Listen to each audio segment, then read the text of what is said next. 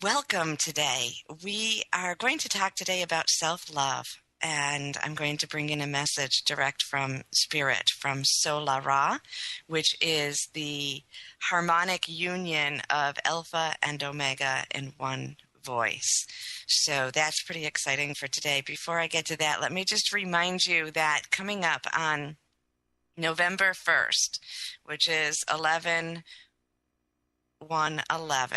at 7 p.m. Eastern Time, I'm going to have a live free teleclass called Co-Creating 2012. And if you would like to join me in that, just go to my website, SheilaApplegate.com, and sign up. We already have over 200 people registered for that, so it's going to be a powerful event of co-creation. And I will be giving some direct messages, a guided meditation, and also talk to you about the insights that Spirit has given me about the shifts that are occurring in 2012 and how that can impact our lives and how we can actively participate in that as a way of supporting the changes in the direction that we, as open and loving spirits, want our world to move. So join me for that. So today we're talking again, I said, about self-love, and I want to go directly into the message from Solara about this and then follow up at the end with my insights on what is said.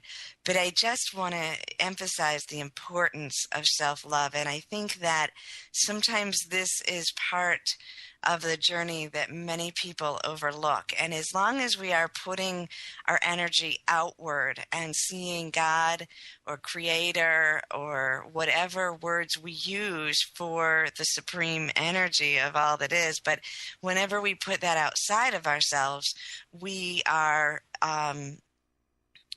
separating ourselves from our true source. And I think that what the journey really is about is finding that source inside of ourselves, because we can't love other people really, truly, fully, and unconditionally until we found that source inside of ourselves.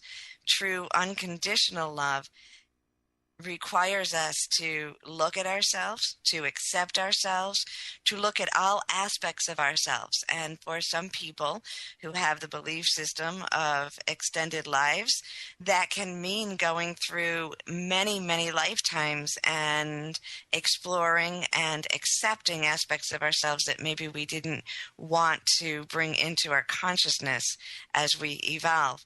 It can be all done, of course, in a single lifetime where we explore ourselves in each moment and identify and accept the truth of who we know ourselves to be and love ourselves as compassionately and genuinely as we would love a child who is growing and exploring their own truth. And when we come to that space, that opens the gateway for us to literally experience the God within us. And in that space, then we begin to see the God in others. It's really almost impossible to do this in reverse. We can look at people and we can see beauty in them, but as long as we are setting them outside of ourselves, even if we are not connecting to our own self-love and our own source, but we're finding a guru or a teacher or a messiah that is outside of ourselves, that we hold all these attributes to, we are still not actually seeing them as the fullness of who they are, as God in form on earth, until we're willing to look at ourselves. Because what we will do with those outside of ourselves, if we project this on to an outside teacher, we will then either raise them up to the point where they feel unreachable, and so we don't even attempt to attain what they have. Or we will do that perhaps and then drop them down when we see a human aspect of them that it triggers something in ourselves, and then maybe turn our back on it or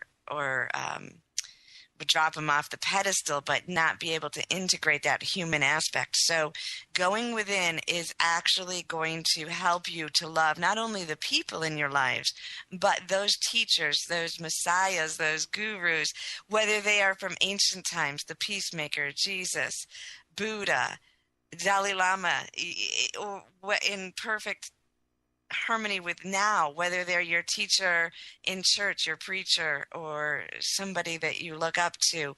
Until we go inward and experience this love, we will not truly see God in others because we haven't seen it in ourselves. So when they mirror who we are, we will split that. So there's my take on it, and I'm going to open up now to a little bit of a deeper reflection of this as I allow the vibration of Solara, again, that harmonic union of Alpha and Omega, God or Goddess, in harmony and in one voice. Say an opening prayer, and I will bring to you now the messages, and then we'll go directly into a guided meditation for you so that you can integrate this right here in this moment as you are listening to this show. Dear God, Goddess, Creator of all that is, Alpha, Omega, Enchanted One, Solara. Isis, Osiris, and Horus, Magdalene, and Yesu, two feathers, all of the ascended masters and angelic hosts that are here with us today, by whatever name we recall them. We open our hearts and our minds as one. And in this space I surrender myself now, expanding my attention into the vibration of Solara, bringing forth the message that is intended in this moment. And I give thanks. My beautiful one, I come to you today and I speak to you as a single one. I speak to you directly. Though there are many listening here today, it is in my understanding that you are one. And so now I speak to you, one on one. I call myself I, and I call you, you. This is significant in your understanding.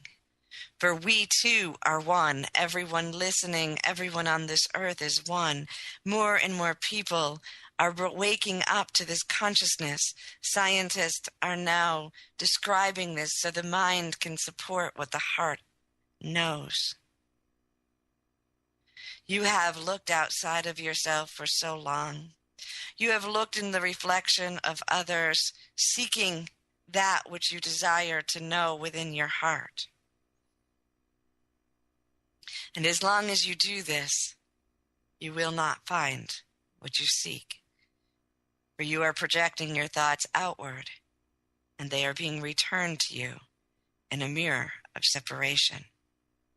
Yes, you have found moments of union and love in this space, but those moments have come when you have surrendered your own being into the vibration that you are seeking. And I say to you, in this moment, this is your birthright. This is your natural state. And there is no reason that you should not be experiencing that sensation of complete wholeness, of love and acceptance, of grace and divine wisdom in every moment of your life. So I say to you, look in the mirror. Look in the mirror first physically and examine yourself. See yourself. See your physical body. Go through every part of your physical body with acceptance. Ask to see the beauty as I see you, here now.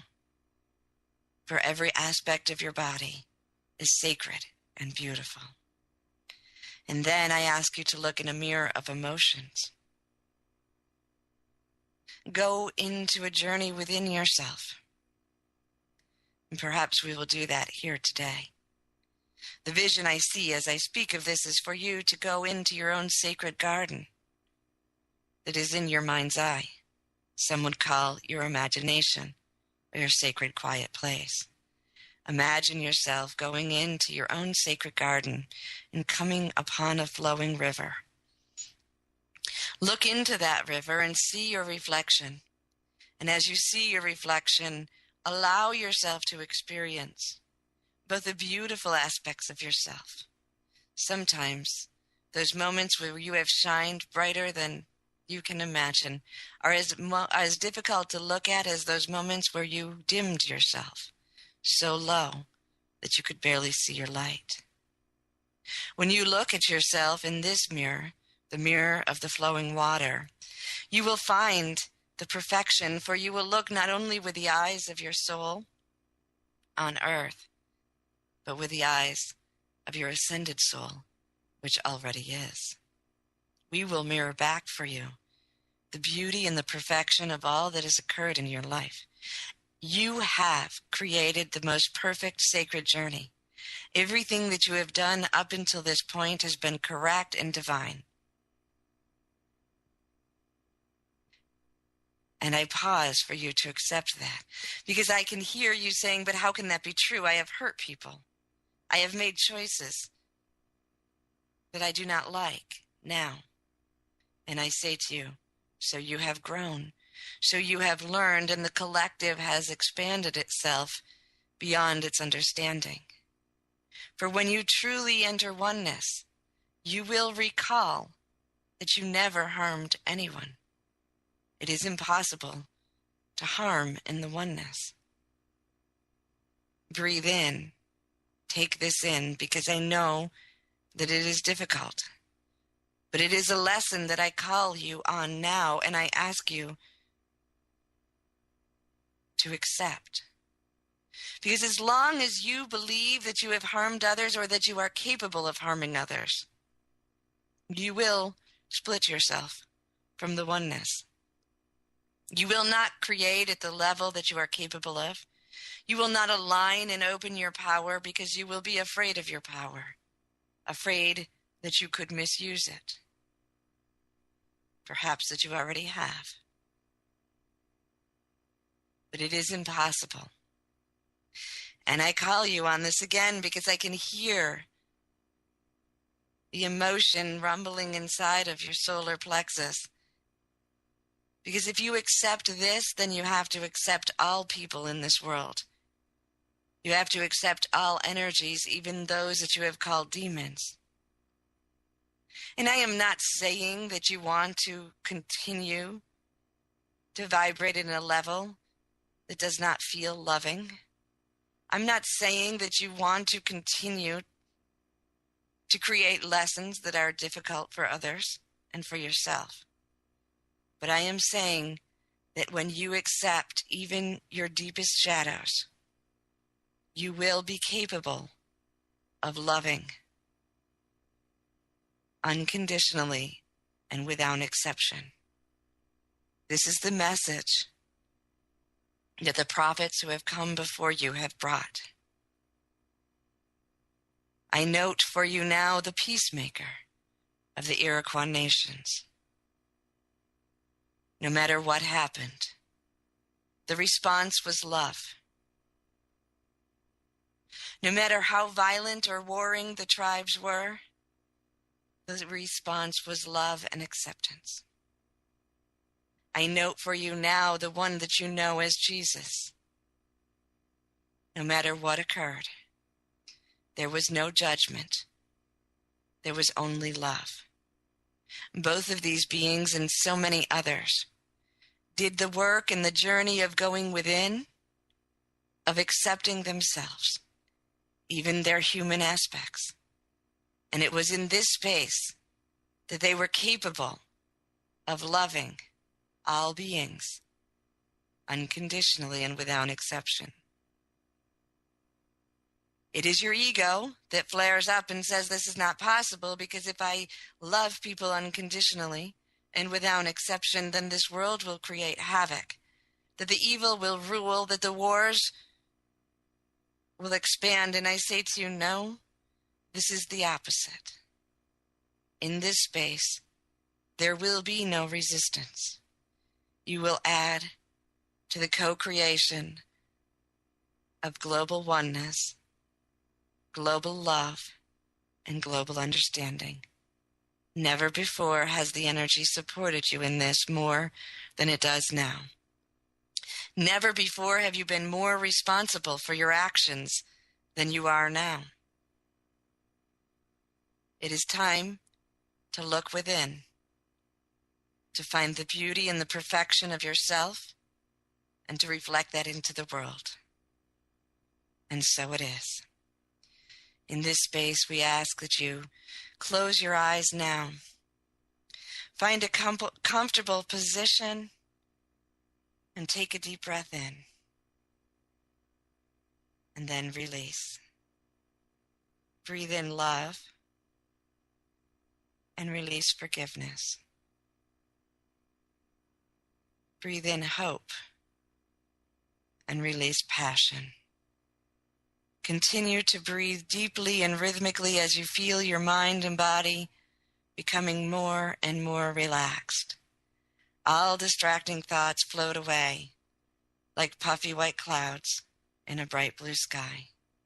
They have no power over you. And as you sit there very relaxed and comfortable, you begin to see, feel, or sense above your head that beautiful image of the golden sun and the silver white moon, encircled by a ring of light. The golden energy of Alpha dances with the silver white energy of Omega, and the union of the two pour downward, entering into the top of your head, harmonizing now every cell of your physical, emotional, and spiritual bodies.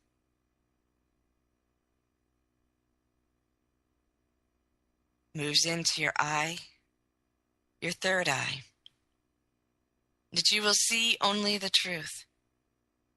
Into your ears and your inner ears, that you will hear only the truth. This beautiful light pours into your throat, opening the throat center, that you will speak only the truth, and that you will speak it with love and grace. And then that light pours over your shoulders, where you release now the burdens that you carry for other people. You thought that you took them in love, but now you remember. Release them into the oneness. Allow that light to pour down your arms and into your hands, that all those you touch feel the healing vibration of divine love. And then place those hands upon your heart, that you be the first to receive what you offer the world. And as you do this, your heart opens. The light floods into every chamber, every shadow, even those spaces that you felt were unworthy of light, of love. Return now to the remembrance of one. You are free and open to give and receive love without limitation, without fear or expectation. And then that beautiful light pours downward, filling the midsection, and then pours out your tailbone, rippling across the world, joining with the others, amplifying as it does, until it comes layer upon layer upon layer into the fire core of our Mother Earth, the God center of her essence, rises upward, harmonizing with the light from heaven, until it comes back to the space with which you sit and enters back in through the tailbone, expanding out now in every direction. You are at peace, at one. Every cell of your physical, emotional, and spiritual bodies now reflecting your perfection. And in your mind's eye, you begin to see, feel, or sense a beautiful path. And it leads to your own garden, your sacred garden. As you come upon this garden, there is a gate. You open the gate and step into the garden, closing the gate behind you. You make your way through this beautiful garden, which has been created for you, It's a perfect reflection of all that you would desire. The season, the time of day, the plants and the animals, all reflect your beauty. And you come to that beautiful, sacred, flowing river that you were reminded of not too long ago.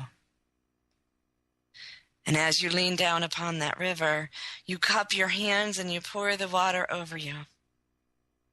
As it cleanses now all thoughts, misconceptions,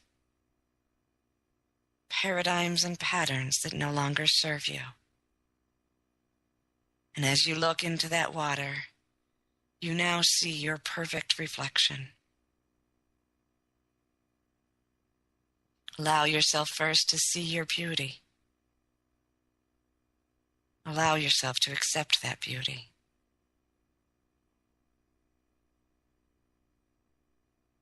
And in doing this, if there is anything that you need to release, any thoughts that distract you from your beauty, any places within you, any memories that make you feel that you are unworthy of this perfected image, every time that a sensation like that, a thought or an image comes to you, simply cup your hands into the water and pour it over your mind and your heart, releasing them once and for all.